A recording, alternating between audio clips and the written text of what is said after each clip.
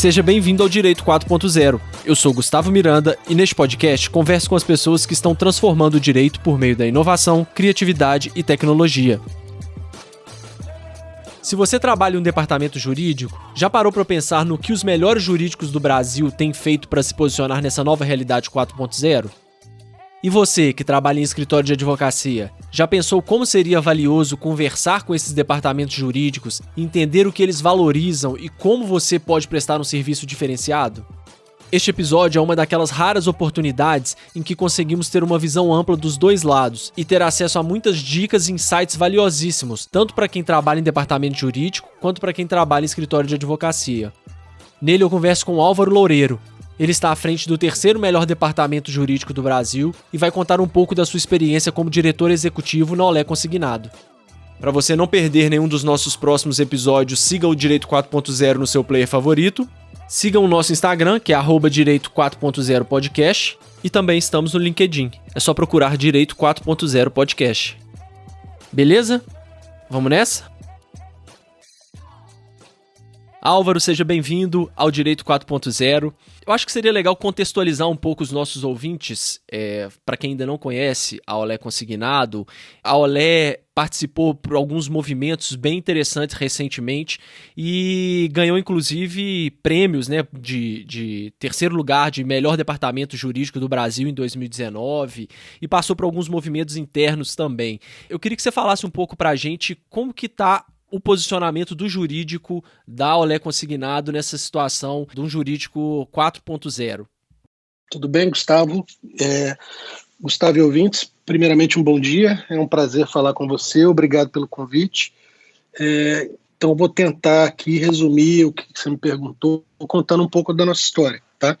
A Olé é um banco, na verdade é uma plataforma de negócio do Grupo Santander Brasil, que nasce em 2015 com o desenho de ser a plataforma de oferta de um produto, que é o crédito consignado, que o Santander não tinha até então uma expertise boa na oferta desse produto. E o grupo vem desde mais ou menos um pouco antes desse período, com uma estratégia que a gente chama de ecossistema Santander, que é de criar spin-offs daqueles produtos que não rodam tão bem dentro do varejo ou que não tem, por falta de foco de uma agência que tem N mil produtos na prateleira, a gente vai fazendo essas spin-offs e essas operações fora da plataforma, vamos falar assim, principal do varejo.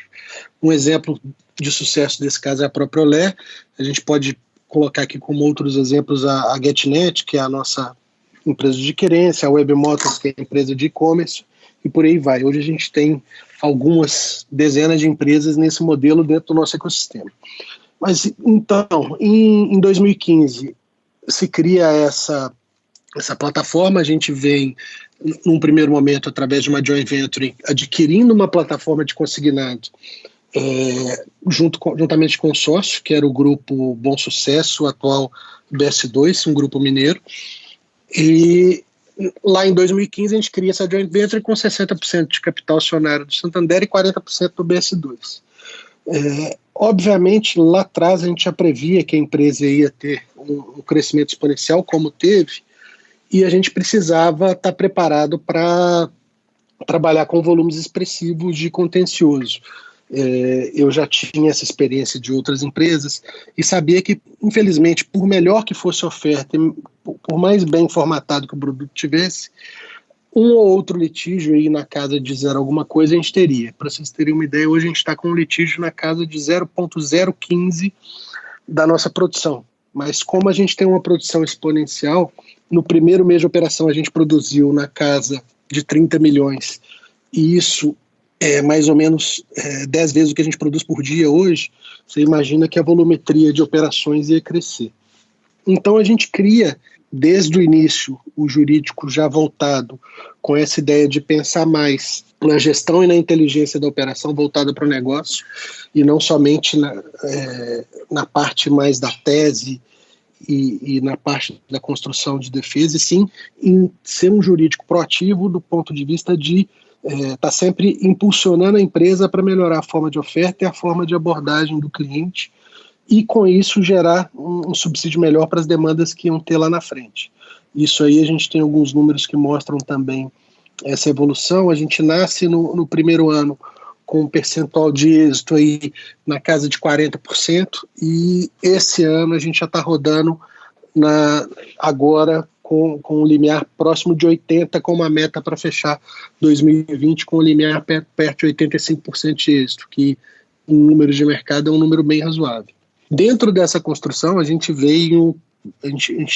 foi construindo algumas ferramentas que têm dado resultado, e aí você comentou aí da última participação nossa lá no Prêmio Intelejur, que nós ficamos em terceiro, mas efetivamente, eu acho que, salvo engano, são 5 anos de Prêmio Intelejur, nós não participamos em um ano, mas nos outros 4 que a gente participou, a gente sempre teve classificado ali entre os 10 finalistas.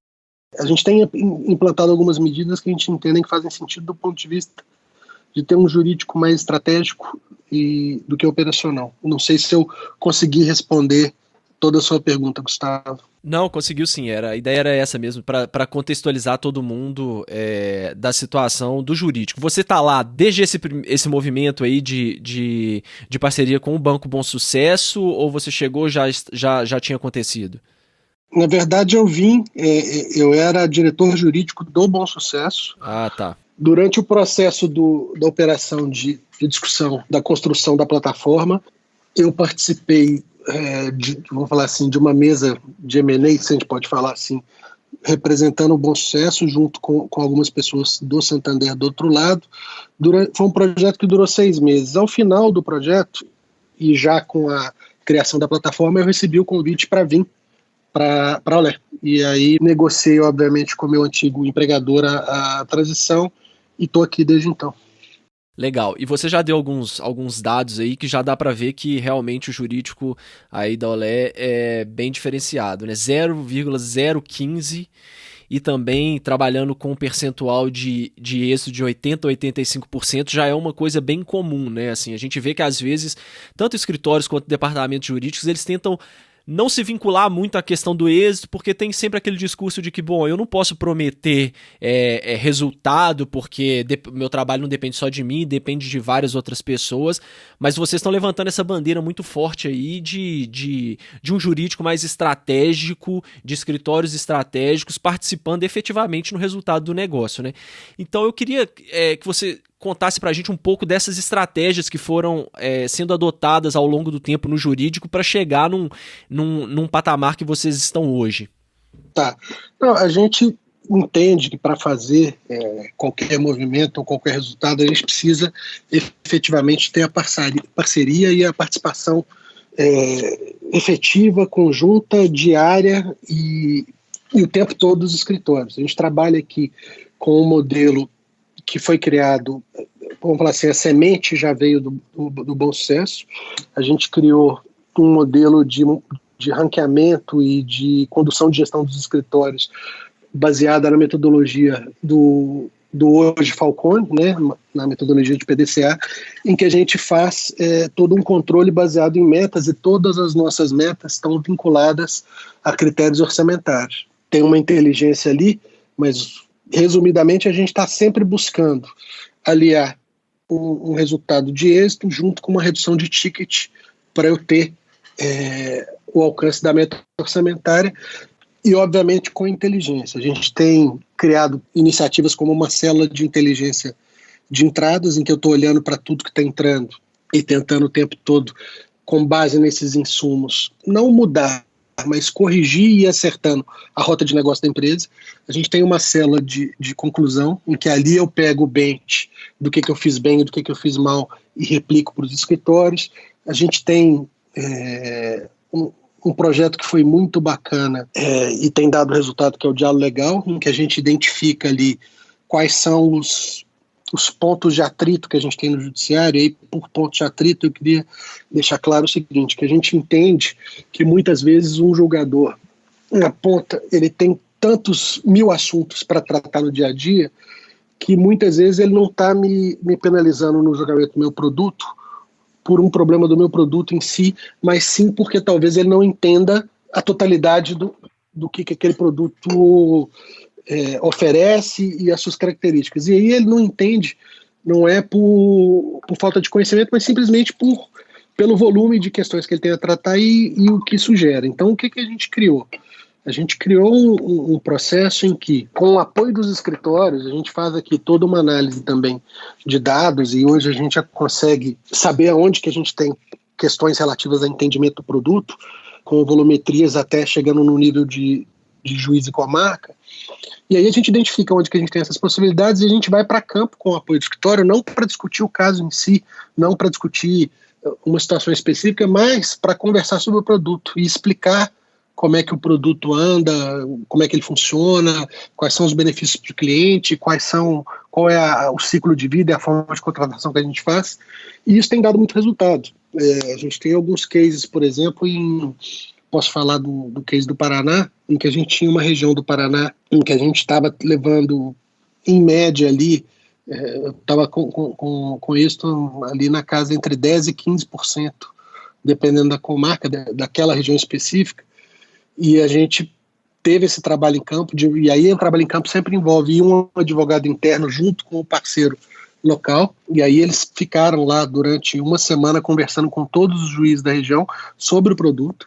Eu friso, a gente não vai para conversar sobre caso específico, mas conversar sobre o produto.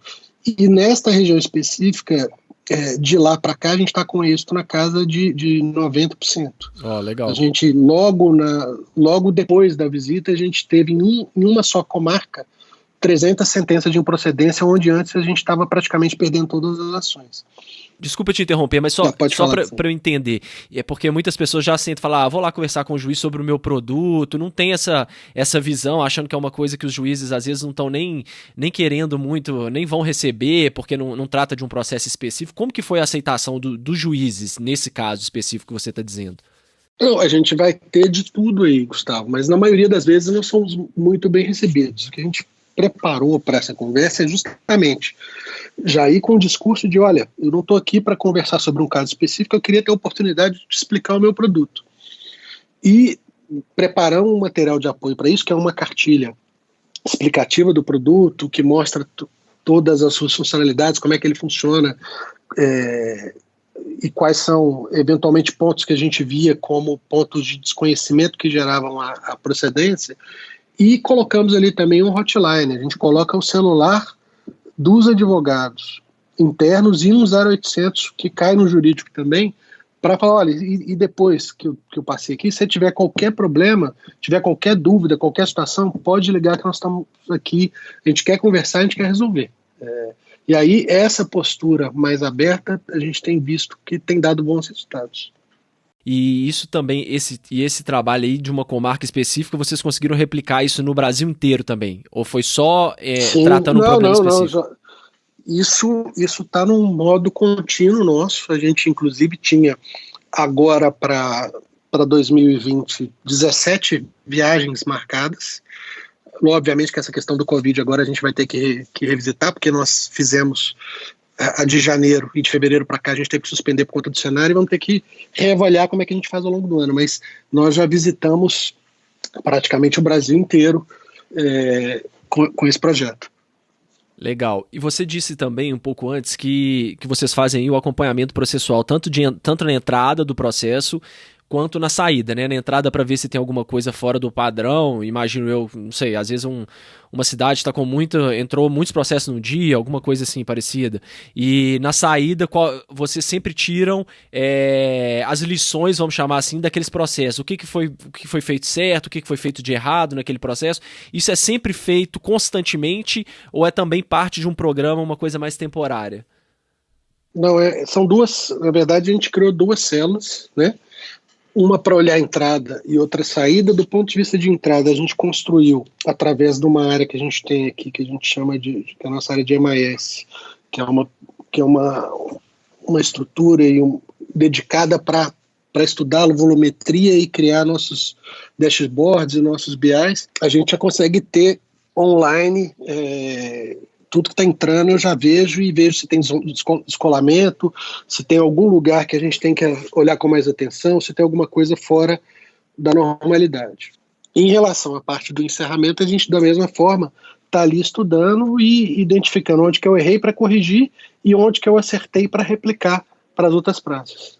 E como que essa informação, ela é toda gerada? Vocês que criam isso, tem alguma ferramenta? E como que isso é replicado para todos os advogados que participam aí do jurídico? A gente tem uma ferramenta criada internamente, e todo mundo tem acesso a essa ferramenta aqui através de um programa, né, de um software interno que a gente tem aqui, e a gente replica isso para os escritórios através de reportes diários, que a gente manda com acompanhamento de metas e com todas as informações, e além de boletins que a gente manda com os principais pontos de atenção, onde tem que focar, onde tem que dar mais calor. A gente está o tempo inteiro conversando justamente para ter essa gestão mais próxima. Legal. E dessas medidas que vocês vêm adotando aí para trazer esse jurídico cada vez mais para essa realidade 4.0, isso também, você já até começou a dizer, reflete nos escritórios, né? Hoje, o que você vê que mudou na relação do jurídico com os escritórios? Os escritórios estão conseguindo acompanhar também essa evolução do jurídico, ou é um trabalho também que vocês têm que fazer com cada escritório que presta serviço para vocês? É um trabalho que a gente começou no início, e hoje já tem rodado muito bem. O que é importante é dar desde o início clareza e transparência para o escritório do que a gente espera e, ao mesmo tempo, do que a gente vai recompensar caso eles nos acompanhem no projeto.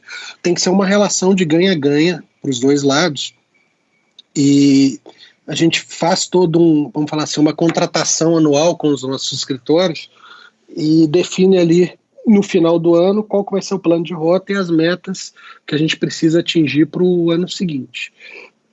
Todos já estão acostumados com a nossa forma de trabalho, e a maioria deles acaba enxergando a validade da metodologia, a maioria, ou quase que posso falar até a integralidade, e praticamente hoje todos já rodam numa metodologia de trabalho que tem consonância com o que a gente faz aqui. E como a gente faz esse contrato anual, dificilmente esse contrato é rompido no meio do caminho, a não ser que tenha um descolamento muito grande. E isso tem funcionado. No último ciclo, por exemplo, a gente faz uma revisão anual da base de escritórios. No último ciclo, a gente acabou não trocando ninguém, né? No ciclo anterior, a gente tinha trocado alguns escritórios, mas nesse último, a gente está mantendo a mesma base porque tem rodado com satisfação, com um ponto de vista satisfatório. Legal, e vocês aí trabalham, tem algum direcionamento de trabalhar com escritórios, só escritórios grandes ou também escritórios pequenos e médios vocês trabalham, ou isso é irrelevante? Como que vocês abordam essa questão? É irrelevante, tá?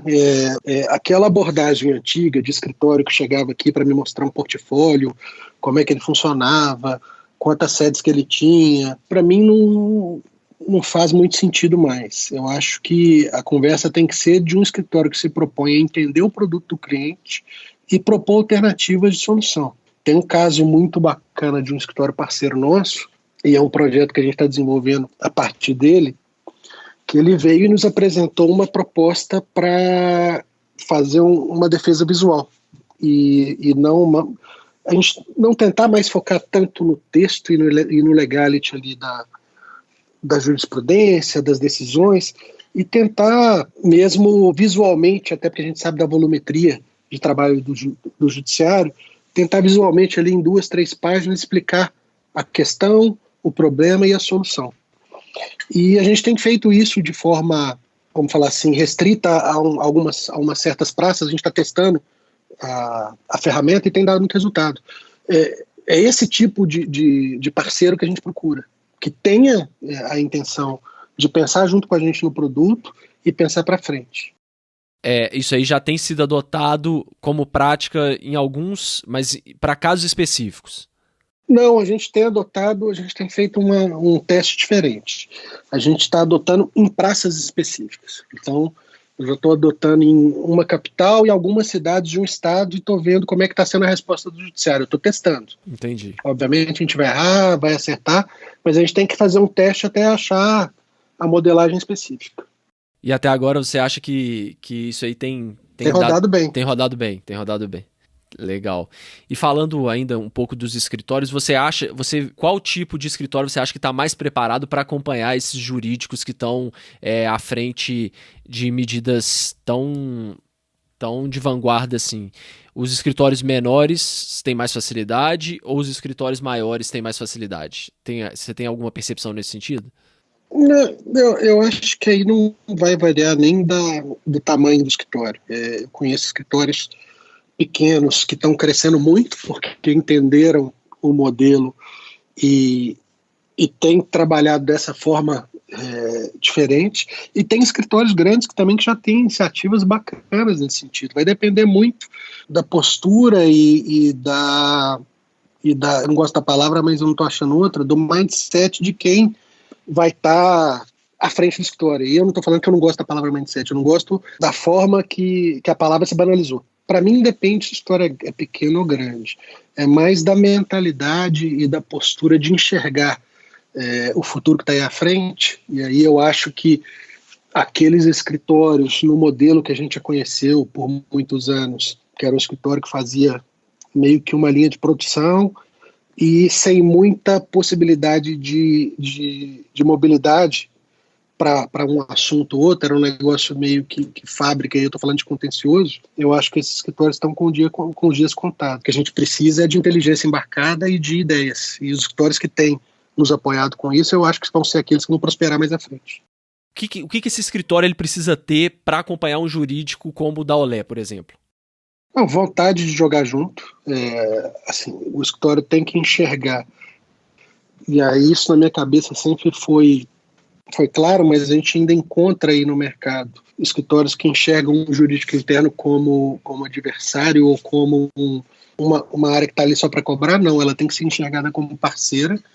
E a gente tem que estar o tempo todo pronto para inovar. A gente tem um mundo muito complexo, tem um cenário muito adverso aí fora, e aí eu estou falando especificamente de Brasil, pelo perfil de litigância que a gente tem e até pelo volume de litigância que a gente tem, que sabe que não é impulsionada pelos clientes, sim por parte da nossa própria categoria de advogados. E a gente tem que estar o tempo todo pensando formas de fazer diferente, sensibilizar o judiciário que está aí abarrotado com esse volume gigantesco de demandas, com formas de encararem a nossa situação de uma maneira diferente.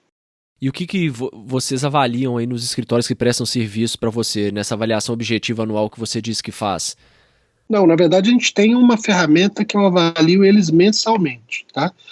Mensalmente quase que no diário, né? A gente já está no nível de meta diário. E aí vão ser uma série de indicadores ali, a maioria delas, obviamente quantitativas, estamos olhando o número, mas também qualitativas. A gente tem alguns pontos eu não vou interferir no limite na tese do escritório, mas tem alguns pontos que a gente gosta que sejam observados, e a gente vai estar ali avaliando se o escritório está fazendo uma defesa mais concisa, se ele...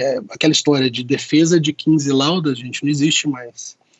Eu acho que a gente tem trabalhado aqui, eu até brigo com o Matheus, que é meu braço direito aqui, e é o gerente que está à frente do jurídico. Eu brinco com ele que a gente ainda tem que evoluir um pouco. A gente hoje está com uma meta de 5 páginas para juizado especial e 7 para justiça comum. Eu acho demasiado no dia de hoje. Tá? Acho que a gente tinha que... Um juizado especial, você não pode ter uma defesa de mais 3 páginas. Se você não conseguir falar o que você tem que falar em 3 páginas, pode ter certeza que o julgador não vai ler. Não porque ele não queira, pelo volume de trabalho. Então eu acho que a gente tem que pensar diferente, achar formas de fazer diferente, porque num cenário de volumetria como as que a gente tem no Brasil, quem fizer mais do mesmo, o resultado vai ser aquele, tá ali enxugando gelo, e não é isso que a gente quer. E vocês dão algum suporte nesse sentido, assim, de cultura mesmo, igual você disse, 5 páginas é uma orientação para o escritório, olha, não pode passar de 5 páginas no juizado especial. E os escritórios é que buscam por si só essas formas alternativas, formas criativas de conseguir colocar tudo de uma defesa dentro dessas 5 páginas, ou tem alguns padrões de conduta? Como que funciona isso? A gente tem todo esse padrão de comunicação, de cultura, de tal tempo todo conversando com os escritórios. A gente há pouco tempo fez um Kaizen com os escritórios aqui, e aí a gente chamou todos para estarem junto com a gente, junto com as áreas internas, discutindo o nosso modelo de subsídio, que é o modelo de defesa que vai para o escritório. Na verdade, por exemplo, chegou uma questão A de um cliente. Você vai ter todo um arcabouço de áreas internas aqui analisando isso aí e firmando um dossiê de subsídio para o escritório fazer a defesa. Então, a gente já está trazendo o escritório até para dentro da companhia para discutir a melhor forma que ele tem que receber esse subsídio. E aí a gente ficou aqui durante uma semana com os escritórios discutindo isso e o resultado tem sido muito legal. E como que com relação às outras áreas da empresa, né? Porque aí também é uma outra mudança muito grande de paradigma, que o jurídico ele sempre foi visto como aquela coisa meio alijada, assim, né? Meio intocável, e ninguém quer falar com o jurídico, porque geralmente o jurídico vem para barrar, né? Não vem trazer soluções. Uhum. E vocês aí estão revolucionando também esse entendimento. Como que tá a aceitação das outras áreas e a comunicação com as outras áreas? Isso mudou? Essa visão do jurídico mudou também? Sim, mudou, e a gente tem que trabalhar o tempo todo para estar mais próximo das áreas. Vou dar 3 exemplos de iniciativas que a gente está fazendo nesse sentido. Primeiro, a gente tem uma área que a maioria das empresas só chama como área de consultoria, que na verdade é uma equipe que está ali dando pareceres internos e atendendo as demandas quanto à análise legal de alguns temas. Primeira mudança, canal de mudança interna que a gente fez ali, a gente mudou o nome da área para Jurídico Pro Negócios. Legal. E aí não é só mudar o nome, é para mudar a mentalidade de que aquela área tem que estar ali não só para dar negócio, mas para fazer o negócio acontecer. E aí a gente vai primeiro numa evolução de melhorar as volumetrias de SLA e de experiência do cliente interno com o retorno dessas áreas, até para um nível que é o que a gente está chegando agora, de eu poder colocar nas metas individuais dessa equipe percentuais de conversão de negócio. Quantos % daquela operação virou efetivamente negócio e qual foi a captura de eficácia para a companhia desses negócios. A gente está nesse momento, nessa jornada. Outras iniciativas que a gente fez, a gente tem um projeto que chama Correção de Rota, que é mais ou menos um conceito de caixa preta de avião. A gente pega aquele processo em que deu tudo errado, e aí chama todas as áreas do banco para uma mesa de trilha, e a gente vai discutir ali por que deu errado e o que eu posso fazer para que esse avião não volte a cair. E um terceiro projeto que a gente tem também é o júri simulado, em que a gente pega um caso específico, divide entre as áreas do banco quem que vai ser o juiz, quem que vai ser o advogado de acusação, quem que vai ser o advogado de defesa, quem que vai compor o júri, e dá um tempo para eles se prepararem e realmente faz um júri simulado aqui, discutindo o produto. Isso gera engajamento do ponto de vista de gerar empatia e colocar as áreas para sentarem em posições diferentes e tentarem ver o cliente e como é que eventualmente uma postura diferente ou uma forma de atender diferente vai me gerar um melhor conforto e experiência do cliente, e com base nisso eu vou acabar evitando mais à frente que isso vire uma demanda. Legal. E como que vocês fazem assim para garantir com que, né? Porque às vezes isso eu vejo como um dificultador, que é quando você tem essa informação do que deu errado, né, consegue identificar os problemas, como que você faz para garantir com que essas ações de correção de rota, aí, como você disse, cheguem nas pessoas e que elas passem a ser efetivamente realizadas, né, já que você tem tantas variáveis aí, tantos players envolvidos, tantas áreas, tem alguma coisa que vocês fazem? Isso é metodologia, né? A gente vai chamar as pessoas para a mesa de correção de rota. Obviamente, o que for discutido ali vai gerar um plano de ação de acompanhamento, e plano de ação tem que ser concluído, e a gente tem aqui o papel de estar apoiando as áreas para fazer esse plano de ação ser concluído. O próprio momento aí que a gente mostra para a companhia que a gente pode ter resultado na última linha do balanço, isso gera engajamento também. A gente teve um turning point aqui muito bacana no segundo ano de operação, a gente propôs uma série de alterações e uma série de mudanças de modelo que nos perguntaram, mas o que isso vai gerar? Olha, se a gente fizer tudo isso que a gente está propondo, o jurídico, vou gastar 20 milhões de reais a menos no final do ano. Fizemos um contrato com a autogestão, os 20 milhões foram entregues, e aí você tem uma mudança de abordagem, né? O jurídico realmente passa a ser estratégico para o negócio da companhia. para quem tá com essa dificuldade aí, para, né, gerentes jurídicos, diretores, que tem essa dificuldade de colocar, de mostrar esse valor que essa modificação do jurídico, de toda essa visão e de implementação dessas novas práticas, quem está tendo essa dificuldade e está querendo implementar isso na empresa, qual dica que você daria? Assim, olha, foca nisso, que começa pequeno, enfim, não sei, foca em valor. Eu acho que não tem muito mistério, né? Contra fatos não há argumentos. Então, primeiro você tem que entender muito do seu negócio. Segundo, você tem que dominar os seus dados e conseguir metrificar e fazer a captura das ações que você está propondo. Olha, eu tenho aqui, dar um exemplo específico, eu tenho aqui um tipo de ação que me gera muito problema, me gera muita ação e me gera muita condenação. E eu sei exatamente aonde que eu tenho que mexer para esse tipo de ação parar.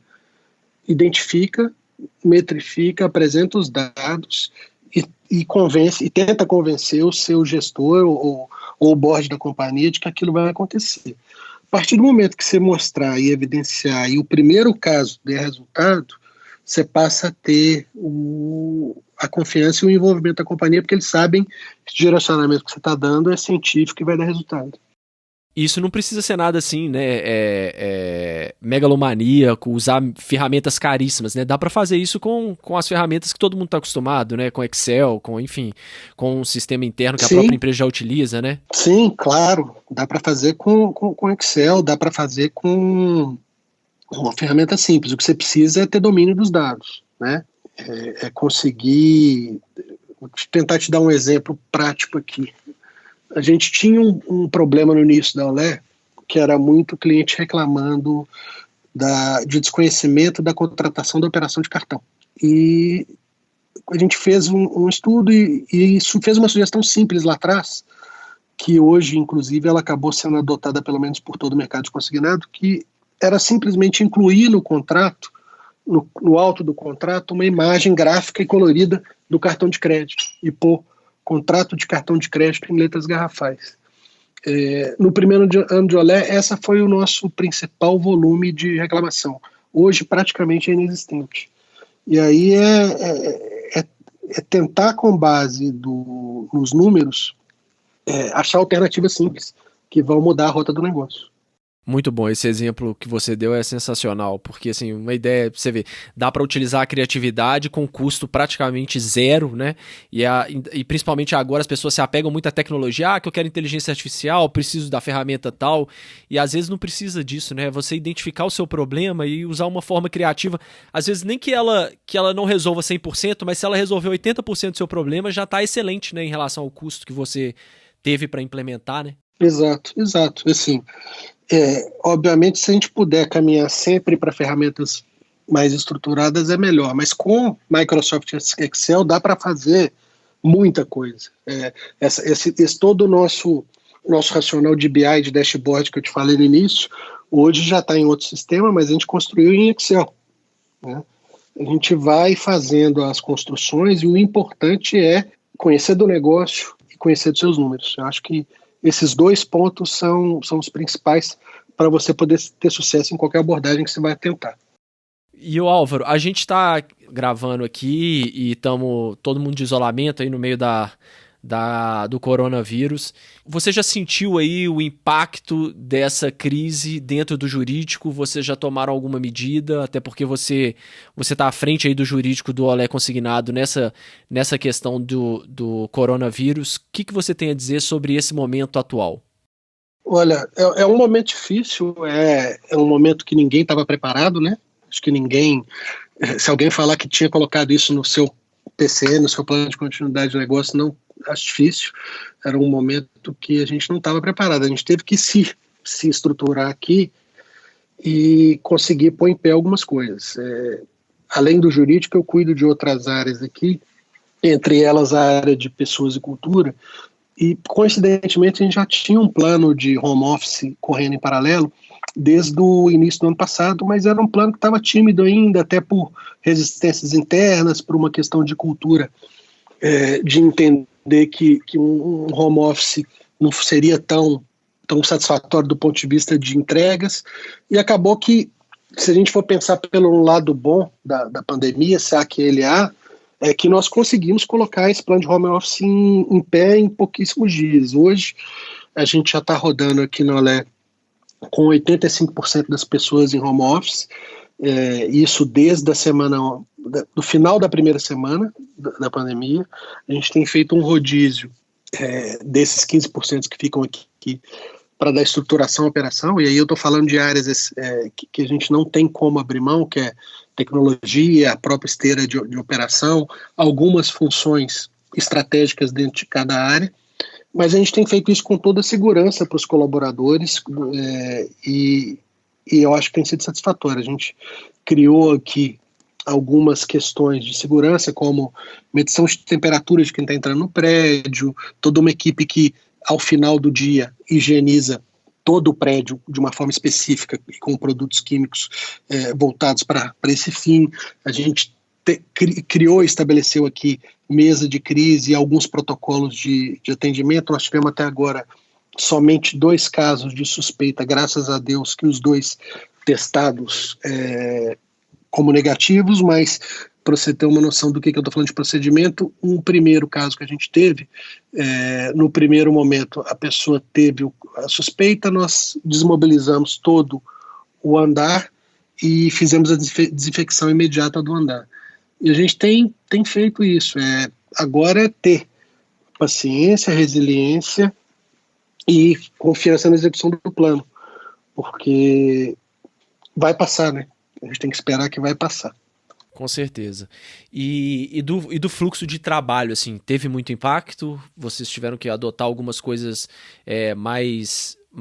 com mais agressividade, assim, ou a forma com que vocês já estavam estruturados já permitiu que essa transição fosse de uma forma mais suave possível?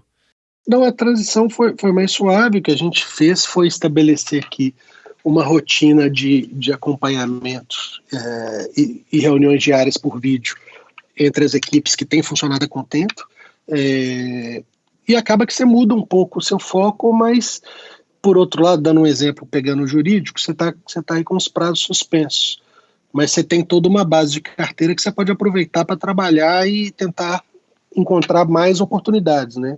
Então a gente tem trabalhado nesse sentido.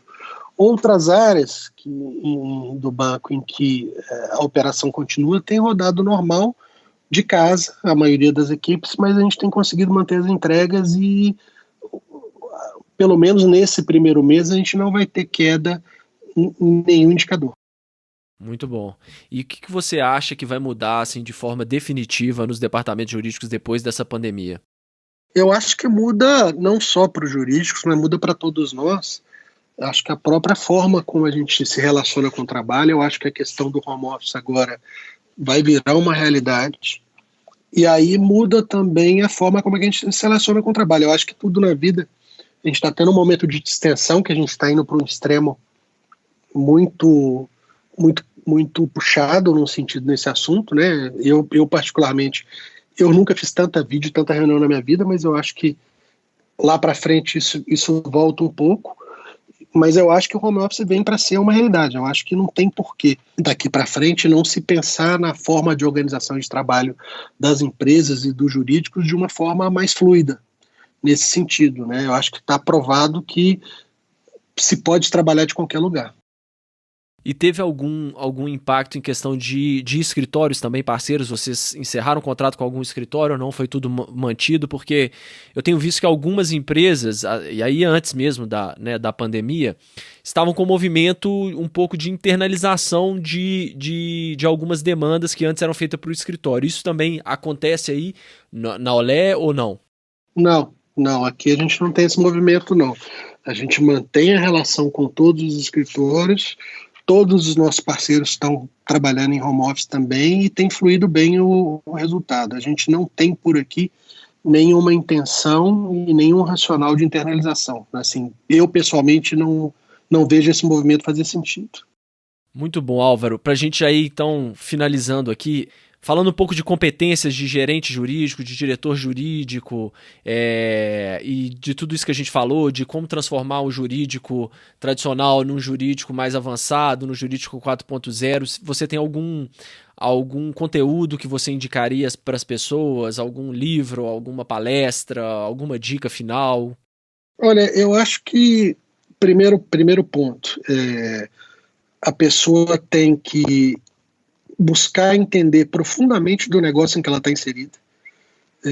Eu acho que para ser um gestor, né, corporativo, eu acho que obviamente tem o peso da carga técnica jurídica e tudo mais, mas eu acho que entender do negócio, ter uma visão macro, ter uma visão macro do seu negócio, ter uma visão dos seus processos, conseguir enxergar o cenário e levar o jurídico para ter uma atuação estratégica nisso, é um grande caminho. Falando em livros, eu poderia indicar qualquer um do Falcone, mas eu acho que para quem quer começar a estudar metodologia, eu acho que começar pelo gerenciamento da rotina do Falcone é uma boa. E um livro que eu estou lendo atualmente e tenho gostado muito é o livro que chama O Novo Código da Cultura, do Sandro Magaldi e eu não vou lembrar o outro autor agora, mas é um livro muito bom para a gente pensar em como é que a cultura tem que ser primordial nessa era exponencial que a gente está vivendo, né? Já tem aquela frase que diz que a cultura como estratégia no café da manhã, do Peter Drucker. Eu acho que é por aí. A gente tem que entender do nosso negócio, entender da cultura onde que a gente está inserida e tentar ser estratégico, com metodologia e com números. Se eu pudesse dar um recado, era esse. Ótimo, excelente. Vou colocar na descrição aqui os livros que você indicou também, para o pessoal que ficou interessado e quiser dar uma olhada. E quem quiser te acompanhar na internet, redes sociais, o que você usa? Eu sou mais atuante no LinkedIn, tá? E nas outras redes sociais eu até tenho, mas eu uso mais para fins familiares e de amizade. Eu tenho mais atuação profissional no LinkedIn. Legal, Álvaro. Então, mais uma vez, eu queria te agradecer muito por ter participado do Direito 4.0. Tá bom, eu que te agradeço pela oportunidade. Foi um prazer e espero que vocês tenham gostado. Até o próximo episódio, pessoal.